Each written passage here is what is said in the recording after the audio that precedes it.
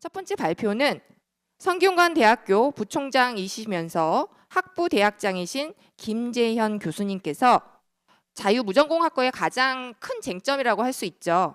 쏠림 현상에 관련된 이야기를 해주시기로 되어 있습니다. 제목은 자유무전공의 쏠림 현상 어떻게 바라볼 것인가, 성균관대 대계열 운영 사례를 중심으로 라는 제목으로 발표를 해주시겠습니다. 박수로 맞이하겠습니다.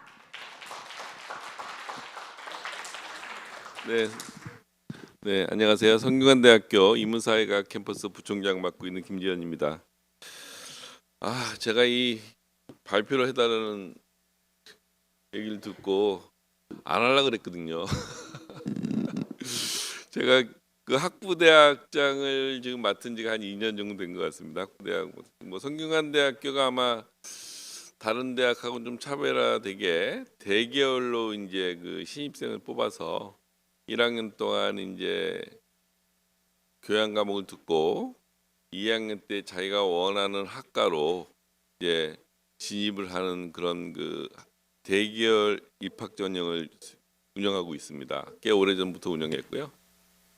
그거를 전체를 총괄하는 이제 조직이 학부대학이고, 아까 우리 그 손동현 학장님이 학부대학 초대 학장님을 맡으셔갖고요, 한 6년간 학부대학장님을 하시고, 그 다음에 또 이어서 저희 부총장님이셨던 유영준 부총장님이 한 또 8년인가를 아마 하셨을 것 같아요. 근데 손동현 그때 학장님이 학부대학을 만들면서 기존에 있는 대학에 혹시 서열을 좀 알고 계시는지 모르겠어요. 대학의 서열은 설립순입니다.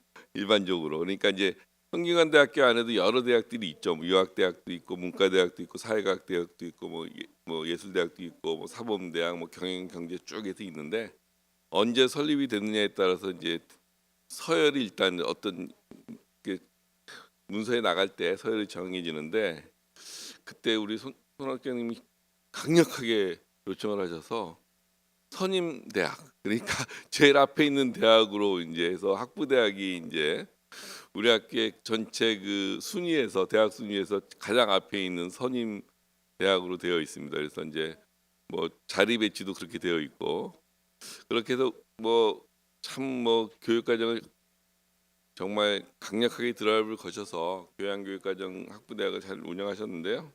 그 이후에 이제 좀 시대가 바뀌면서 다양한 형태의 교육 과정이 좀 변화가 있었습니다. 그래서 제가 오늘 발표드릴 내용은 크게 한 두 가지 정도로, 저희가 그동안 이제 운영해왔던 대계열 위주에서 만약에 문과대학 계열로 온다면 문과대학에서 이제 한 10개 학과가 12개 정도 학과가 있는데요.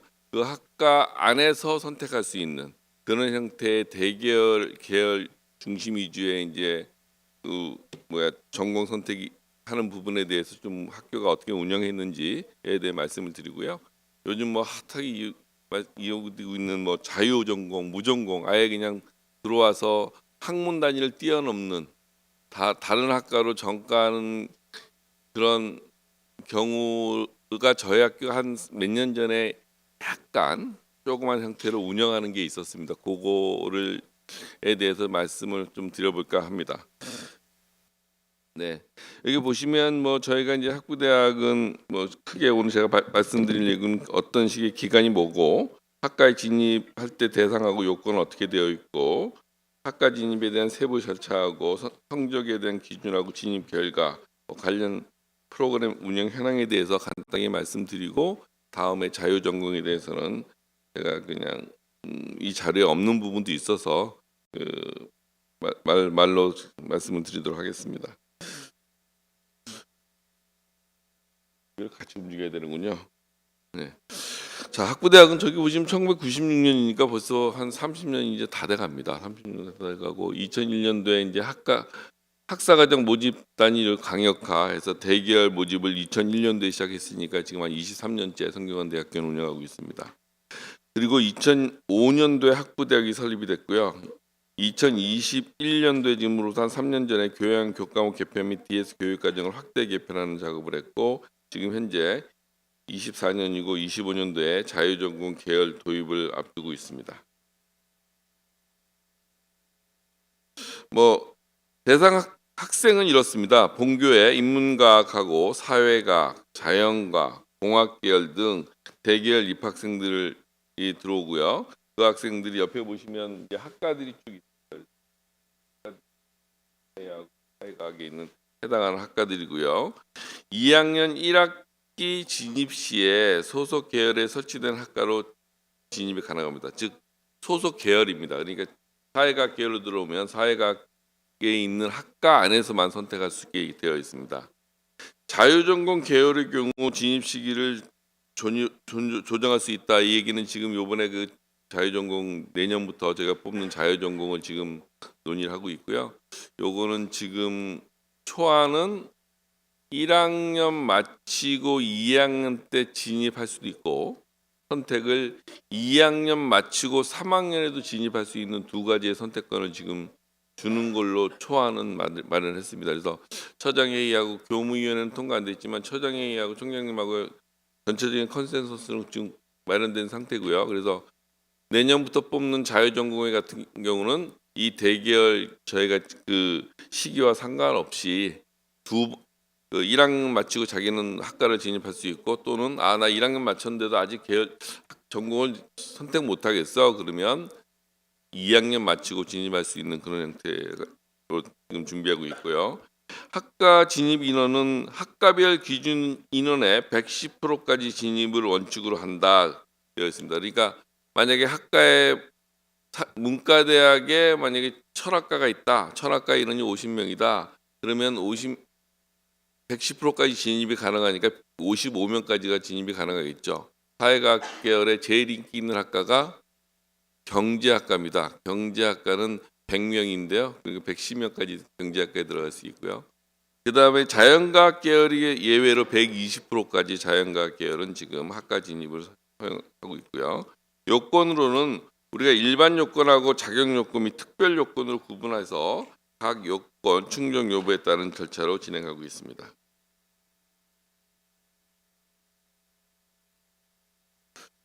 네, 여기 보시면 이제 학과 진입할 때 요건인데요. 이제 고전 명절하는 이제 우리가 저희 학교의 교양 교육 과정의 구성이 이렇게 되어 있습니다. 크게 이제 중점 교양하고 균형 교양으로 되어 있고요. 여기 보시면 이제 뭐 전체 학점은 인문사회 계열은 한 22학점, 그다음 자연과학 계열은 28학점, 공학 계열은 29학점 이렇게 되어 있고요. 그다음에 여기 보시면 뭐 이게 중점 교양은 고전 명저, 창의, 의사소통, DS는 이제 소프트웨어인데요. 글로벌 해서 4학점 이렇게 돼 있고 균형 교양 쪽에는 인문사회 기반하고 자연과학 기반해서 대학마다 전체적인 그 이수학점이 조금씩 틀리고요. 학과 진입의 특별 요건은 거의 없는데 화학과에 한해서만 일반 화학이나 이런 원투 이런 부분을 좀 이수하면 좋겠다 이런 것을 화학과는 걸고 있습니다. 그래서 뭐 여기 세부 영역별 최소 이수학점을 충족해야만 그 학과에 진입할 수 있는 형태로 되어 있다 보시면 되겠습니다.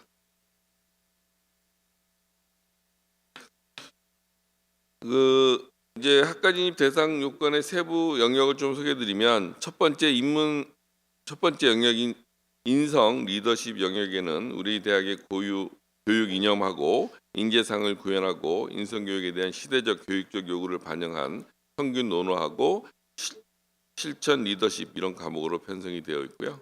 고전 명저회 같은 경우에는 양 캠퍼스 저희 학교만 갖고 있는 또 그 학교가 듀얼 캠퍼스를 운영하고 있는데요. 서울에 있는 그 인문사회과학 캠퍼스하고 수원에 위치하고 있는 자연과학 캠퍼스가 저희가 위치적으로 떨어져 있기 때문에 양 캠퍼스 간에 좀 교류라든지 학생들 간에 그런 그 교차 수강을 하기 위해서 고전 명저회 같은 그 양 캠퍼스를 통합해서 운영하고 있습니다. 그래서 교차 수강하는 과목으로 지금 운영하고 있고요. 그 중에 하나가 이제 같이 운영하는 게 창의 영역입니다. 창의 영역에 이제 창의융합 디자인이라는 과목인데요. 이거는 이제 자연과학 캠퍼스에서 개설이 되고요. 고전 명절은 인문사회과학 캠퍼스가 개설이 돼서 양 캠퍼스에 매주 금요일 날양 그 캠퍼스에 있는 학생들이 서로 크로스로 왔다 갔다 하면서 수업을 듣는 그런 형태로 되어 있습니다. 이거는 저희 학교만에 갖고 있는 특수한 지금 상황이기 때문에 캠퍼스가 이원화되어 있는 상황이기 때문에 그런 거를 좀 극복하기 위해서 만들어 놓은 그런 형태라고 보시면 될 것 같습니다. 그다음에 네 번째로 의사소통 영역은요. 학문적 텍스트와 정보의 문해 능력, 비판적, 논리적, 창의적 뭐 그런 사유 능력, 그다음에 표현 능력 함양을 목표로 우리가 이제 창의적 글쓰기, 뭐 학술적 글쓰기, 스피치와 토론, 과학 기술 글쓰기 그런 교과목으로 구성이 되어 있습니다. 이게 뭐 학술적 글쓰기하고 이제 창의적 글쓰기, 뭐 과학 기술 글쓰기 이런 게 어떻게 보면 약간의 그 그 교수님들의 전공도 틀리고요. 저희가 얘기하는 뭐 얼마 전에도 이제 저희가 이제 학술적 글쓰기 교수 채용 면접을 봤는데 뭐 요즘 시대 미래에 요구되는 뭐 리터러시 측면에서 보면 미래에 요구되는 리터러시 쪽으로 오히려 창의 그다음에 그 과학 기술 쪽에 글쓰기 쪽에 해당하는 교수님들이 많이 지원을 하셨더라고요. 그와 반대로 또 글쓰기 쪽에 이제 우리가 얘기하는 철학 쪽에 있는 교수님들이 비판적 사고나 이런 쪽은 주로 학술적 글쓰기에 해당하는 부분으로 보시면 될 것 같습니다. 그 다음에 이제 뭐 모든 대학들이 마찬가지로 가지고 있을 글로벌 영역입니다. 이거 외국어고요, 영어 쓰기하고 발표 이런 거고요. 그 다음에 이제 DS 교육 과정입니다. DS는 이제 저희가 이제 그 전에는 그 소프트웨어 쪽이었다가 인공지능이 들어오면서 이제 데이터 사이언스 영역으로 구분해서 아예 독립해서 뺐고요. 지금 이 DS 영역에는 4과목을 필수로 하고 있습니다. 그래서 1학년 들어오면 컴퓨팅 사고와 소프트 코딩, 2학기 때 문제 해결과 알고리즘을 필수적으로 들어야 되고요. 그 다음에 2학년에서 4학년 졸업할 때까지 이제 인공지능 기초 활용, 데이터 분석 기초를 무조건 들어야만 졸업을 할 수 있는 그런 필수 과목입니다. 이 교육 과정은 지금 좀 개편 중에 있고요. 내년도에는 좀 다른 형태로 나올 형태로 가고 있습니다. 그 이유는 제가 이제 사범대에 속해 있고 컴퓨터 교육과 교수이기도 하고 2022 개정교육 과정에도 제가 참여했고 뭐 그 전에 2015 개정교육 과정, 그다음에 뭐 7차 8차 개정교육 과정에 참여를 했었는데요. 그러다 보니까 우리나라 중등교육에서 소프트 교육을 어떻게 하고 있느냐에 따라서 대학에서 가르치는 범위와 그 과목들이 좀 변화가 있을 필요가 있었고요. 2015 개정교육 과정에서는 중학교에서 정보라는 과목을 34시간이 필수화되어 있었고 고등학교에서는 정보라는 과목이 하나밖에 없었고 선택으로 되어 있어서 많은 학교에서 그 소프트 교육을 안 한 형태로 대학에 올라오다 보니까 성균관대학교는 소프트웨어 쪽에 그런 쪽 교육을 좀 강화하는 측면에서 DS 영역을 강화해서 운영하고 있다고 보시면 되고요. 2022 개정교육 과정이 학교 현장으로 지금 들어오는 게 2025년입니다. 그래서 2025년도에부터는 우리나라의 중학교 학생들은 정보라는 과목을 68시간을 듣기에 의무화됐습니다. 그래서 들었고요. 고등학교에 보면 정보라는 과목이 일반 선택으로 있고 뭐 진로나 융합 선택으로 뭐 정보 말고도 뭐 소프트웨어 생활, 인공지능 기초 뭐 이런 과목들이 한 3과목이 포함이 돼서 고등학교에도 지금 한 4과목 정도의 선택 과목이 2022 개정교육 과정이 선택이 되어 있고 좀 많은 학교들이 그 과목들을 선택할 것으로 보여지고 그러면 그런 교육을 받은 학생들한테 대학에 왔을 때 또 똑같은 내용을 같이 반복해서 가르치는 뭐 컴퓨팅 사고를 이런 것들을 가르치는 부분을 하는 것들이 좀 맞지 않는 것 같은 부분이 있어서 내년부터 저희도 교육 과정을 좀 더 축소하고 다른 쪽의 방향으로 좀 더 어드밴스 형태로 지금 교육 과정 개편을 준비하고 있습니다. 이거는 이제 뭐 학과 진입 세부 절차입니다. 저희가 이제 학과 진입을 할 때 일반 요건을 하고 특별 요건이 있는데요. 당연히 2개를 다 충족하는 경우에 우선 진입 신청이 가능하고요. 그다음에 지망 순위에 따라 성적 순으로 최대 진입 인원 내에 우선 진입이 가능하고요. 만약에 여기서 본인이 성적이 안 돼서 뭐 우선 진입이 탈락할 때는 일반 진입 형태로 다시 진행하고 있고요. 만약에 2개 요건 중에 일반 요건을 충족하지 못하고 특별 요건을 충족했지만 특별 요건을 미충족하는 경우에는 우선 진입 이후에 남은 그 자녀의 수에 따라서 최대 진입 인원에 대해서 지망 순위에 따라서 성적 순으로 진입하고 있다고 보시면 되겠습니다.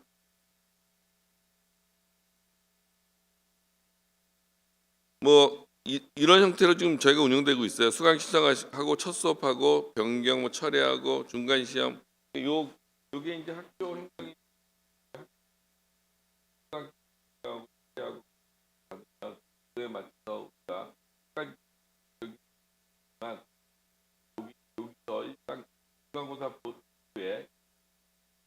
학과 진입 신청을 받고 있습니다.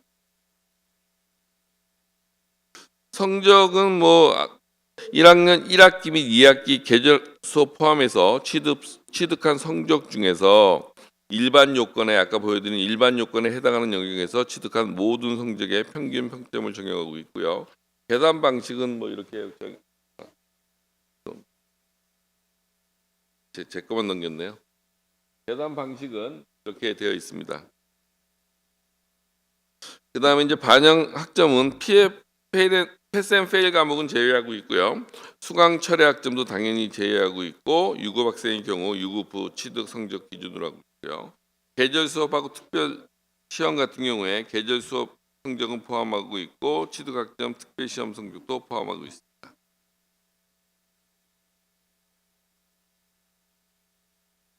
이게 이제 학과 진입 성적 진입 결과입니다. 저희가 쭉 해봤더니 3개년도만 제가 갖고 왔는데요.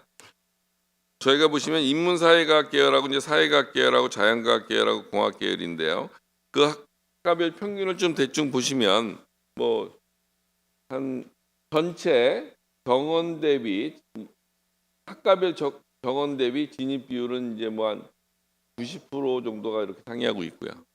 그 다음에 일지망 그 중에 일지망이 들어올 확률은 이제 92.3%, 92.3% 이렇게 해서 들어오고 있습니다. 그래서 그 어느 정도 학과별 그 정원을 따져 보면 기본적으로 학과를 운영할 정도의 정원을 확보가 되고 있는데 우리가 아까 말씀드린 대로 110%를 하게 되면 그 한쪽으로 몰리는 학생이 한쪽으로 몰리게 되면 어떤 학과는 지원자가 없게 되겠죠.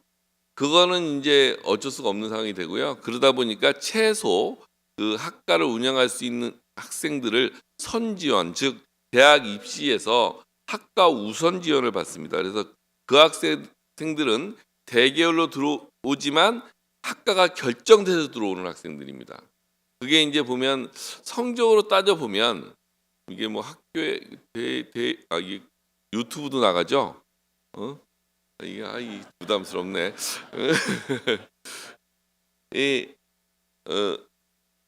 학교 성적으로 보면 계열로 들어오는 학생이 좀 더 성적이 우수하다고 볼 수 있습니다. 계열로. 그러니까 뭐 그 학과를 선택하는 학생들은 본인이 뭐 성적이 좀 대계열 우리 학교에 들어올 성적이 좀 안 되기 때문에 학과를 선택할 수도 있고요. 아니면 나는 성적은 되지만 A 학과를 꼭 가고 싶어. 뭐 한문학과 같은 경우 어릴 때부터 뭐 한문 교육을 받고 자란 그런 그 유교적인 집에서 또 자란 학생들은 한문에 뭐 관심이 있고 나는 그쪽으로 가겠다 이런 학생들이 있거든요. 뭐 철학도 마찬가지고 그렇게 해서 학과를 선정하는 경우가 있고요. 저희가 사회과학 계열 쪽에 가장 인기 있는 그 전공이 아까 말씀드린 대로 경제학과입니다. 그게 한 사회과학 계열에 이제 10개 학과가 있는데 경제학과가 제일 인기가 많은데요. 그러다 보니까 경제학과는 느긋합니다. 경제학과는 학과 정원을 정하지 않습니다. 즉 무슨 얘기냐면 그 대학 입시에서 경제학과로 학과를 지정해서 들어오는 학생을 한 명도 안 받습니다. 왜 그러냐면 계열로 들어오는 애들 중에 1등부터 100등은 자기네 거를 올 거라고 생각을 하는 거죠. 물론 그렇진 않지만 그 사회가 계열로 들어오는 학생들 중에 탑에 있는 학생들이 경제학과를 1순위로 선정해서 올 확률이 많기 때문에 경제학과는 자기 학과에 대한 인원수를 정하지 않고 있습니다. 100명이 되어 있고요. 뭐 결과를 분석해 봤더니 학과 진입 성적 기준 진입 결과를 보시면 학과 진입 시 학과별 기준 인원의 110%까지 진입할 수 있도록 최대 진입 정원 설정이 되었고요. 하학과만 경우에만 예의적으로 120%를 받고 있고요. 학과 기준 인원 정원이 50명이 최대 55명 아까 말씀드린 대로 돼 있고요. 24학년도 학과 진입 결과 전체 학과 진입 대상자의 91.3%는 일지망 학과로 최종 학과를 본인이 원하는 학과를 갔다고 보시면 될 것 같습니다. 23년도에는 92.3%고 22년도에는 92.5%고요. 이 시사점을 보시면 대기업 시입생 경우 입학 이후 다양한 우리가 퍼스트 익스피리언스 프로그램들 다양한 프로그램을 운영하고 있습니다. 비교과 프로그램 운영하고 있고요. 그걸 이수하고 전담 멘토를 두고 있고요. 학과 탐색 캠프 등 다양한 프로그램들을 해서 전공에 대한 정보를 수집할 수 있게 학생들한테 다양한 거를 수집할 수 있는 그런 것들을 하고 있다고 보시면 되고요. 그럼 체득한 정보 및 적성을 바탕으로 2개학기 이수 후 최종 학과 진입 시 희망적 전공을 선택하고 전체 대상자 중에 91.3%는 일지망 전공을 선택했다. 이렇게 보시면 될 것 같습니다. 저희 프로그램들입니다. 여기 보시면 저희가 전담 멘토제 운영하고 있습니다. 그래서 계열배 학생의 전공 선택 및 대학생활 전반에 관한 학사 지도를 총괄하고 있고요. 좀 보시고 자료집에 있으니까 보시면 될 것 같고요. 대기업 선후배에 관련된 네트워크도 저희가 운영하고 있고요. 그 다음에 학과 탐색 캠프를 또 저희가 운영하고 있고 학과 탐색 정규 교감을 운영하고 있습니다. 여기에 보시면 좀 이렇게 A씨라는 게 나올 거예요. A씨 여기 보시면 저희가 이제 후대학이 만들고 아까 말씀드린 계열로 보다 보니까 학생들이 이제 자기 학교에 소속감도 없고 학교에 대한 좀 그런 게 있잖아요. 유대관계나 아까 학습 공동체 등등을 아까 우리 손동현 선생님 말씀하셨듯이 처음에 한 20 몇 명의 학생들을 한 팀을 만들어줘서 그 친구들이 입학하면 LC로 구성이 되고 그 LC 애들이 영어 글쓰기라든지 이런 것들을 같이 듣습니다. 그렇게 해서 같이 움직이고 그 친구들이 LC를 얼마나 1년 동안 많이 하느냐 모임도 많이 하고 밥도 많이 먹고 놀러도 가고 제가 LC 활동 잘한 것들을 뽑아갖고 매년 이렇게 시상식도 하는데요. 그 LC 중에 많이 만나는 팀들은 1년에 한 100번씩도 만나서 밥 먹고 술 먹고 놀러도 가고 그러니까 그 팀은 좋은 겁니다. 좋은 물론 좀 안 하는 팀도 있고요. 그런 것들을 저희가 하고 있고요. 그게 시대가 바뀌면서 아까 융합 쪽에 지금 저희가 이제 소프트웨어나 AI 이런 쪽 하면서 융합적인 능력들이 필요하다 보니까 그 형태를 지금은 변형을 해서 융합형 LC 형태로 운영을 합니다. 융합 LC는 뭐냐면 말 그대로 융합입니다. 그래서 저희가 아까 20 몇 명을 한 LC 반으로 만들었다고 한다면 옛날에는 계열 안에서 이렇게 만들었는데 지금 융합 LC는 그렇게 하지 않고 사회가 계열에서 한 두 명, 문과 계열에서 2명, 그다음에 본과 계열에서 2명, 자연계열에서 2명 이렇게 계열별로 몇 명씩 뽑아서 그러니까 한 A씨에 같은 대학 소속인 애들이 한 2~3명밖에 없는 거죠. 그래서 그 팀들이 구성이 되는데 말 그대로 서울 캠퍼스하고 자연과 캠퍼스에 있는 여러 대학들의 학생들을 다 하나의 A씨반으로 묶어서 한 팀이 여러 학과 학생들이 같이 소속돼 있는 그래서 그 친구들이 1학년 마치고 2학년에 가더라도 어쨌든 자기 계열에 있는 학과를 가잖아요. 제가 말씀드린 대로 대계열로 가니까 그럼 사회과학 계열에 있는 2~3명은 자기 사회과학 계열의 학과를 가게 되어 있고 자연과학에 있는 학생도 또 자연과학 학과로 가기 때문에 그 모임이 2, 3, 4학년에 계속 올라가도 그 네트워크만 공고하면 같이 만나서 다양한 쪽의 융합 프로젝트를 같이 진행할 수 있는 그런 융합 AC 형태를 지금 운영하고 있다고 보시면 될 것 같습니다. 이렇게 보시면 이게 전담 멘토제 운영한 거고요. 대기업 선후배 네트워크들 저희가 시간이 얼마나 있나요? 충분히 있나요? 그래요? 학과 탐색 캠프, 그다음에 학과 탐색 정규 교과목 운영 이런 부분을 저희가 이렇게 관련 프로그램 운영하고 있고, 그럼 자료집이 있으면 보시면 될 것 같고요. 자료집에 좀 없는 내용을 좀 잠깐 할게요. 자유계열 전공 저희가 지금 2025년도 저희 학교는 280명 규모입니다. 이 규모는 아까 대계열에 있는 거는 그대로 유지가 되고 있고요. 대계열 외에 뽑는 자유전공 계열은 말 그대로 학과 계열을 뛰어넘는 그러니까 자기가 원하는 아무 학과나 갈 수 있는 그런 학생을 말씀드리는 겁니다. 280명 규모로 저희가 내년도에 뽑게 되고 있고요. 물론 그 학생들의 일부 학과, 의학, 약대, 사법, 예체능 뭐 이런 학과들은 제외한 그런 걸로 되어 있고요. 학과 진입은 우리가 신입 입학 이후 아까 말씀드린 퍼스트 이어 익스피리언스 그런 다양한 프로그램과 별개로 요 학생을 위한 좀 프로그램들을 활성화를 하고자 합니다. 그래서 단순 선호대에 따른 전공 선택을 지향하며 적성에 따른 학과 선택을 좀 지도하고자 하고요. 그다음에 진입 시기는 2학년 또는 3학년 양쪽을 다 선택을 가능하게 하는 걸로 지금 결정은 나와 있습니다. 그다음에 학과별 진입 요건은 아까 저희가 하는 그거에 거의 맞춰져 있고요. 학과별 선수 이수 과목 최대 4과목에서 이거는 무슨 얘기냐면 학과별로 자기네들이 인기 있는 학과들은 캡을 많이 걸거든요. 이 과목을 들어야만 우리 학과에 와야 된다라고 하게 되면 그게 실질적으로 어떻게 보면 자유전공이 아닌 거죠. 자기네 학과 오기 위한 프리리퀴즈 선수 과목을 많이 지정을 하면 1학년 때 그 과목을 들어야만 가니까 그렇게 되면 어려움이 있어서 지금 아직 확정은 안 됐지만 최소 가능하면 자기 학과에 선수 과목 걸지 못하게 하는 걸 원칙으로 하는데 정말 솔직히 걸겠다고 하면 한 학기에 한 과목 정도. 그러니까 1년에 2과목 정도가 거는 거죠. 그러니까 1학년 때 와서 2학년 때 학과를 선택하는 학생은 A 학과를 가고 싶은데 그 학과에서 2과목 정도를 이수했으면 좋겠다. 그러면 그 2과목만 들으면 되는 거죠. 그리고 만약에 3학년 때 가고자 하는 학생들은 한 뭐 2과목에서 한 4과목 정도를 지금 학기별로 한 과목 정도의 선수 과목을 지금 걸면 어떻겠냐 정도로 지금 얘기하고 있습니다.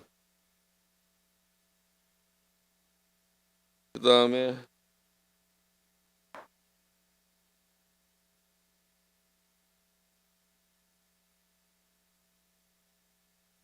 뭐 마찬가지로 이 자유전공 관련된 이게 제가 저만 갖고 있군요. 요 다음 자료는 제가 그 발표 이후에 만든 거여서요. 저희가 이제 대단히 그 자유학 전공에 관련해서 대단히 행사도 좀 개최할 생각이고요. 융합의 시 전용 강좌도 좀 확대할 예정이고요.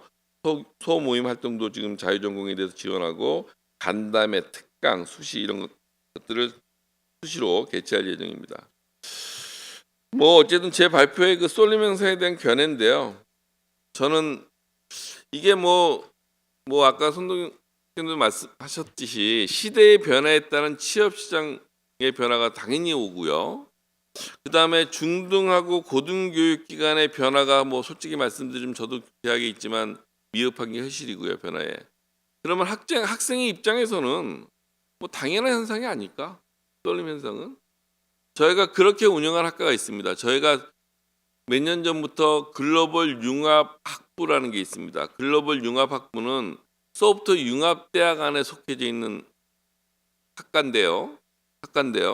소프트 융합 대학은 저희는 자연과학 캠퍼스의 수원에 있습니다. 수원에 있는데 학생들이 소프트웨어 쪽에 관심이 많잖아요. 그러다 보니까 인문사회과학 캠퍼스에 대학은 자가캠에 있지만 그 자가캠에는 소프트웨어 학과가 있고요. 소프트웨어 학과에 150명의 학생을 뽑고 있고요. 서울 캠퍼스에 글로벌 융합학부라는 걸 만들었습니다. 글로벌 융합학부 안에는 그 인공지능 융합학과, 데이터 사이언스 융합학과, 컬처 앤 테크놀로지 융합학과가 있습니다. 3개 학과가 있는데 그 학과는 1학년 마치고 아까 대계열에서는 계열 안에 있는 학과만 갈 수 있었잖아요. 그렇게 가는 게 아니고 나는 호적을 팔래. 내가 1년 다녀봤더니 나는 문과 계열에 안 맞아. 사회과학 계열에 안 맞아.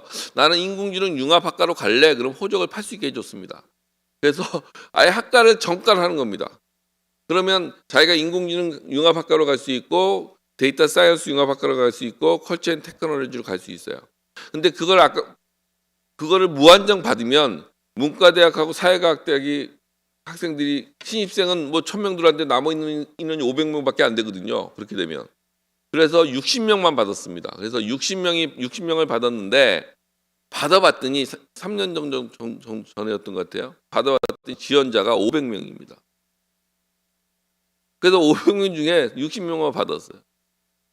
그래서 이제 그 중에 60명이 이제 결론은 학과를 아예 대학을 옮겨서 글로벌 융합학부로 소속 변경을 한 거죠. 그런데 문제가 또 발생했습니다. 못 간 학생들이 불만이 엄청나게 많죠. 학과를 못 옮겼으니까. 복수 전공하겠다. 300명이 왔습니다. 난 복수 전공하겠다. 그러니까 뭐 예술대 학생도 있고 문과대 학생도 사회과학대 학생도 있는데 한 300명 이상이 복수 전공을 하고 있어요. 글로벌 융합학부에 와서. 그걸 어떻게 법으로 막을 방법은 없습니다. 학생의 선택이기 때문에. 그거를 저희가 경험을 해봤고 학생의 선택은 어쩔 수밖에 없는 상태이고 그래서 작년부터인가 1학년에 50명을 추가시켰습니다. 그래서 1학년에 50명은 1학년 신입생부터 들어오고요. 대학 입학할 때 들어오고 60명은 2학년 때 전과에서 오고 해서 그 학과 인원이 110명으로 지금 되어 있습니다. 그런 형도있고요. 이거는 뭐 전체적으로 쏠림 현상에 대한 제 견해는 중등 교육의 문제도 있습니다. 중등도 마찬가지로 교육 과정이 문제가 있죠.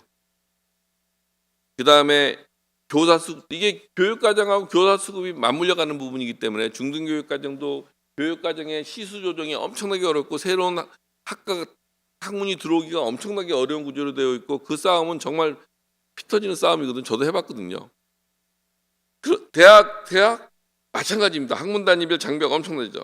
학생 선택권이 지금 엄청나게 부족한 상태고 사실 오늘 주제가 좀 10시 반에 출발했는데요. 여기 한 4시간 걸리더라고요. 밥 먹고 오는 시간까지 합쳐보니까. 아침 9시에 처장단 회의가 있어서 총장님하고 또 했는데 교무처에서 한 50페이지 갖고 왔는데 학생들 설문지 한 걸 분석해 갖고 왔는데 교양교육 과정에 대한 불평이 있어서 그거 디펜스 하느라고 아침 9시에 회의 참석하고 1시간 반 동안 학부대학으로서 그걸 어떻게 방안을 만들 거냐 논의 좀 하고 출발해서 왔는 상황입니다. 그러니까 학생의 선택권은 이제는 막을 수가 없는 상황이 온 것 같습니다. 그런데 대학이 얼마나 학문적인 벽을 많이 터주느냐에 따라서 오히려 막고 있으면 학생들이 불만이 크지만 오히려 어느 정도 터주고 대신 교수님들이 적극적으로 1학년생들부터 본인의 학과에 대한 학문에 대한 거를 와서 가르치셔야 되는데 전임들이 강의 잘 안 하시잖아요. 강의 맡기면 이러시거든요. 학문 후속 세대를 위해서 제자들 강의를 어떻게 빼들어? 제자들이 해야지. 하고 싶어도 내가 맡으면 내 제자는 강의를 못 받잖아. 이러시거든요. 근데 이거는 이제는 그런 시대는 지났다고 저는 봅니다. 그래서 적극적으로 참여하셔서 학생들이 다양한 자기가 갖고 있는 내재에 있는 것들을 느낄 수 있고 그 학문적 특성을 보고 자기가 정말 뭐 시대의 직업이나 이런 거에 따라서 이쪽이 트렌드가 있지만 자기는 이거 안 맞고 이쪽을 선택할 수 있는 그런 다양한 경험을 할 수 있는 거를 많이 해주셔서 학문적인 학생들이 선택할 수 있으면 좋겠다는 생각이 들고요. 그 얘기 중에 하나가 저희가 뭐 하다가 유학대학이 저희가 학교가 있는데요. 유학대학 학장님이 한마디 하셨어요. 아니 유학대학은 우리가 이제 뭐 할 때 뭐 지금 막 학문적 벽을 피자고 하니까 그런 말씀하시더라고요. 총장님, 학생들이 우리 과목을 한번 듣고 안 오면 불만 없습니다. 어? 학생들이 들을 수 있는 기회를 주시고요. 그걸 들은 이후에 그래도 우리 과를 싫다고 간다는데 그걸 어떻게 막겠냐. 근데 그런 노력을 할 수 있는 기회를 달라. 그런 말씀을 하신 적이 있어요. 그러니까 그런 쪽의 변화가 대학도 일어나면 어떨까. 쏠림 현상에 대한 저의 견해는 이 정도로 하고요. 시간이 너무 지체했네요. 이 정도로 마치도록 하겠습니다. 네.